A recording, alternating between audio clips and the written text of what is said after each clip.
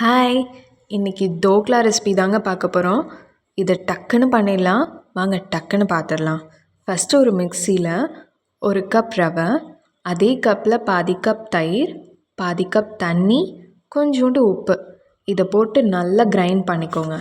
அதுக்கப்புறம் இந்த மாதிரி ஒரு பாத்திரத்தில் 1 ஸ்பூன் நெய் விட்டு நல்லா ஸ்ப்ரெட் பண்ணிவிட்டு இந்த அரைச்ச பேட்டரை அதுக்குள்ளே ஊற்றிடலாம். இதே பேட்டரில் கொஞ்சோண்டு சீரகம், பச்சை மிளகாய் சின்ன சின்னதாக ஸ்லைசஸாக கட் பண்ணி உள்ளே போட்டுட்டு, கருவேப்பிலை கொத்தமல்லி போட்டுட்டு, ஒரு பிஞ்ச் சோடா உப்பு போட்டு நல்லா கலந்து விட்டுக்கணும். நல்லா கலந்து விட்டுட்டு இது ஒரு 15 மினிட்ஸ் நல்லா வேக விட்டுருங்க. 15 மினிட்ஸ் ஆனதுக்கப்புறம் இதை ஓப்பன் பண்ணி செக் பண்ணிவிட்டு இதை பீசஸ் போட்டுக்கலாம். பீசஸ் போட்டுட்டு நம்ம அப்படியே சாப்பிட்லாம்.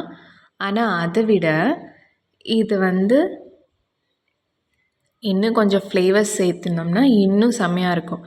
அது என்னென்னா, ஒரு பேனில் எண்ணெய், கடுகு போட்டு இந்த டோக்லா பீசஸ்லாம் அதில் போட்டுட்டு, பொடி இருக்குல்ல இட்லி பொடி, அதை மேலே தூவி விட்டுக்கணும். அதுக்கப்புறம் திருப்பியும் ஃப்ளிப் பண்ணி திருப்பியும் பொடி போட்டு சாப்பிட்டோன்னா செம்மையாக இருக்குங்க. கார்னிஷ்க்கு கொத்தமல்லி இதெல்லாம் போட்டுக்கலாம்.